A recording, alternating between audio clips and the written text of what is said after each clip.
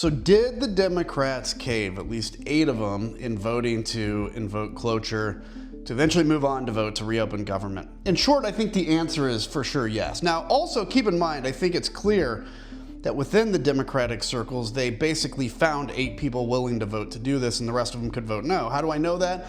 Because the people that are voting for cloture are either not running again or just got reelected. So shows the courage there. But listen, ultimately, the Republicans have made it clear all year that they are not going to talk to Democrats. They've bragged about it. They've bragged about how they don't need them, how they're not going to discuss anything with them. Donald Trump has done the same thing. And all of a sudden, we get to this point where Democrats have a tiny bit of power, a tiny bit.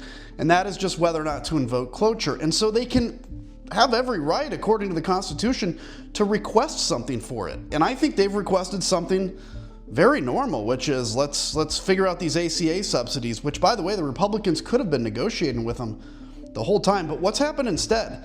Mike Johnson has kept every Republican home for like the last 2 months, yet they've been paid twice, $30,000 gross for each member of Congress during this shutdown.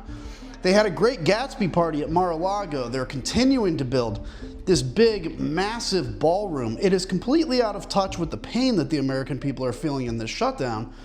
And while I've been in the rooms and I understand like how that pressure grows and how that, you get the calls and the people that aren't getting paychecks and flights are canceled and it makes it really easy to want to vote to reopen government, the Democrats honestly have Republicans on the ropes here. And while pain is certainly bad, the long-term gain, which is being able to ensure those ACA subsidies, would have been worth it. But instead, it looks like the pain got too great, and they're going to get promised a vote, assuming that Republicans actually follow through on their promise this time. So I think they did cave.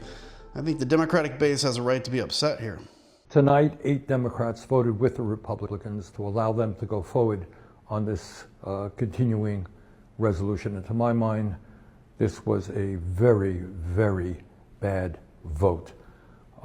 What it does, first of all, is it raises healthcare premiums for over 20 million Americans by doubling, and in some cases tripling or quadrupling. People can't afford that when we are already paying the highest prices in the world for healthcare.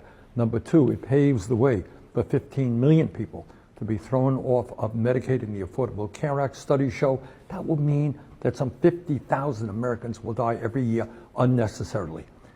And all of that was done to give $1 trillion in tax breaks to the 1%.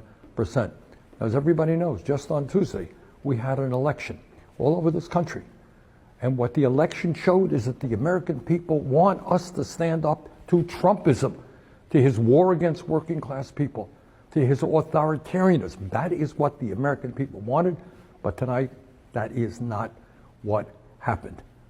So we've got to go forward, do the best that we can to try to protect working class people, to make sure that the United States not only does not throw people off of health care, but ends the absurdity of being the only major country on earth that doesn't guarantee health care to all people. We got a lot of work to do.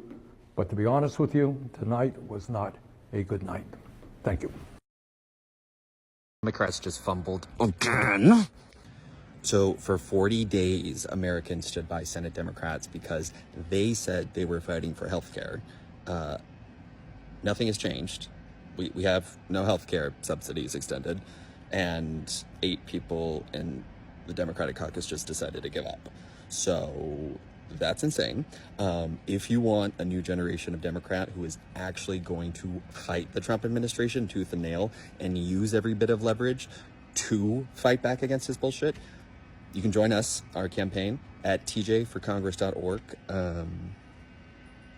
We need the help.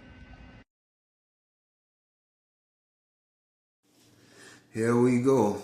The Democratic Party has found another way to completely just fumble, mismanage, and just fail all of their voters. And this is the reason a lot of people say we really have a uniparty. We have a right-leaning party, then we have a centrist party, but we don't have a left-leaning party at all.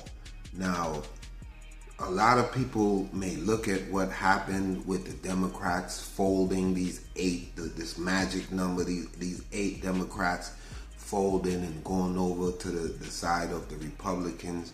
But this is nothing new. Like if you're old enough to remember when Obama was trying to give us the Affordable Care Act, they originally intended to have a public option. And who stopped that? That was the first time I heard the term blue dog Democrats. A bunch of just the right amount of Democrats to stop the left-leaning policy. Just enough.